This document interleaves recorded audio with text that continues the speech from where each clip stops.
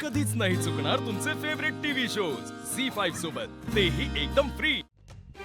बोलू इतके प्रयत्न करून झाले पण काहीच उपयोग नाही झाला।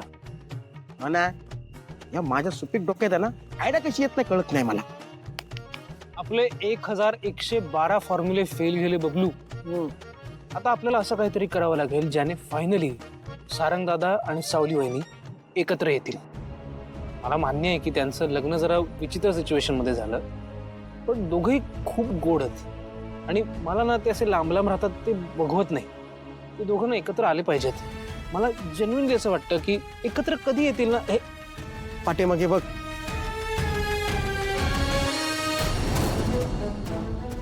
तुम्ही इथे कसं काय? आम्ही सगळं ऐकलंय। सॉरी पण याचा अर्थ या सगळ्याची तुम्हाला आधीपासूनच कल्पना आहे का?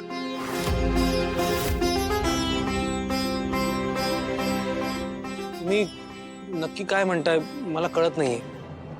हे बघा, तुम्ही दोघं बी ना काय बी लपवण्याचा प्रयत्न करू नका।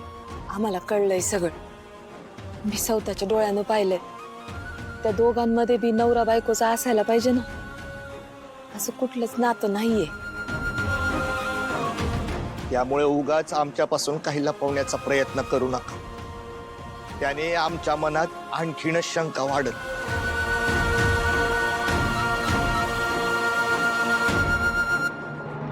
तुम्हाला आता सगळं माहित असेल तर आम्हाला काही लपवायची गरजच नाही।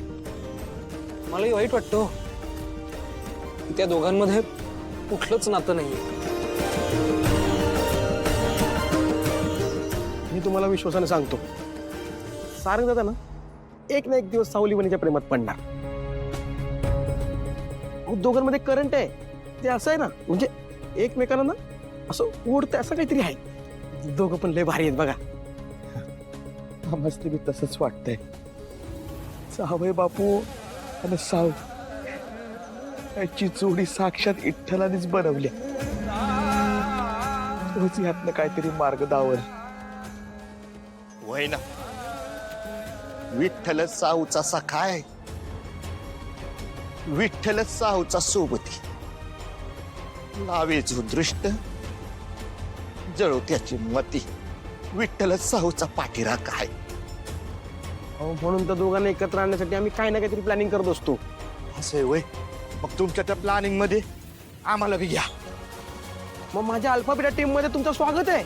मी तर ऑलवेज इन। मी आपण आहे, या बी हाय। माझ्या लेकीच्या संसारासाठी ते काय बी करीत। झी5 ॲप डाउनलोड करा आणि पहा सर्व एपिसोड्स एकदम फ्री।